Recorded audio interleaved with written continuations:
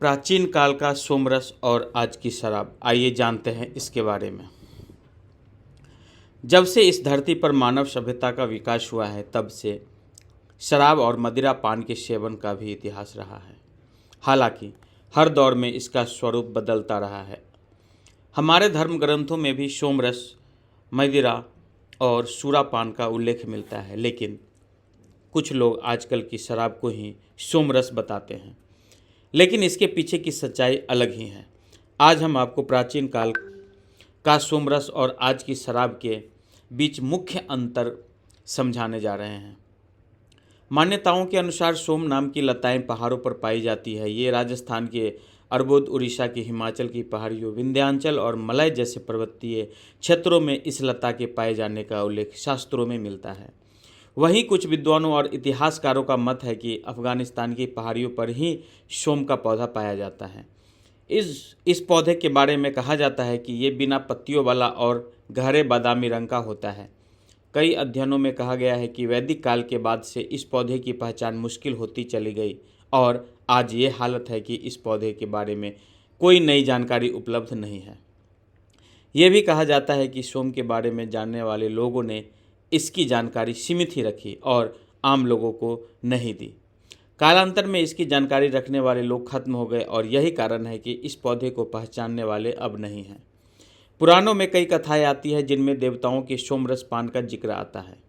सामान्य भाषा में लोग सोमरस को शराब मान लेते हैं, लेकिन ऋग्वेद और कई पुराणों में सोमरस का मतलब एक खास प्रकार का पेय बताया गया है जो सोम नामक पौधे की पत्तियों से तैयार किया जाता था।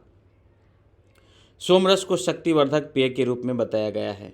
वृत्तासुर के वध के समय इंद्र ने सोमरस का पान किया, जिससे उन्हें बल की प्राप्ति हुई और उन्होंने वृत्तासुर का अंत कर दिया।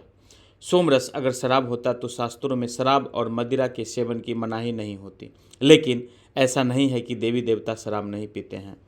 आज भी कई देवी देवताओं के मंदिर हैं जहां शराब भेंट किया जाता है और इसे प्रसाद के रूप में बांटा जाता है, लेकिन इसके पीछे एक खास कारण और उद्देश्य है।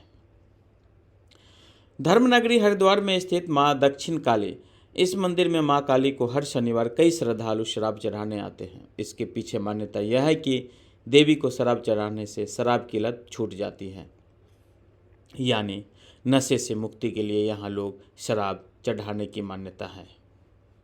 2. राजस्थान के नागौर जिले में स्थित यह है मां भुवाल काली माता का मंदिर।